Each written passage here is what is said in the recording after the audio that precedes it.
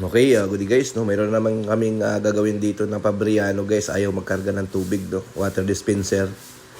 So, ang problema guys talaga ng mga bottom load water dispenser, kapag hindi siya nagkakarga ng tubig, yung kanyang water pump, no? Yun lagi nasisira dyan, no? Yun yung mga common issue talaga sa mga water dispenser kapag hindi siya nagkakarga ng tubig. So, ang gagawin nyo guys, kapag hindi siya nagkarga ng tubig, palitan nyo siya ng water pump, no? So common issue yan guys ng mga dispenser na bottom load. So ang kadalasan talaga diyan water pump, sensor, yun lagi ang naging problema sa mga bottom load water dispenser. So ngayon ang dami na kasing gumagamit ng mga ganitong uri ng dispenser, no?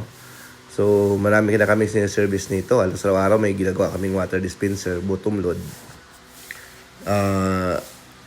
Kadalasan sensor or kung hindi sensor guys, water pump yung sira. So ito nga guys yung kanyang water pump, no? Napakasimple lang yung water pump nito. Ayan. So papalitan natin to guys, no? Kasi nga hindi na siya nagpa-pump ng water. So yun. So meron kaming dala-dala ditong water pump. So papalitan natin. Nandito tayo ngayon guys sa Marinig, Kabuyaw ng service. So ito po yung mapalit natin, no? So ang maganda dito guys sa sa Fabriano na brand, napakadali siyang i-repair, no, or palitan yung kanyang pump, no, kasi nandito lang sa taas nilagay. Tapos napakasimple lang talaga yung pagkalagay niya, hindi ka na mahirapan, no. Hindi tulad sa ibang brand na medyo mahirap magpalit tulad ng Toshiba, Tyler, no, medyo matrabaho pa siya gawin pag pinalitan mo siya ng pump, no. Samantala yung mga ganitong brand, madali lang siya gawin. So, yan. So, yun nga, no. Ipipix lang natin to guys. Tapos, testingin na natin.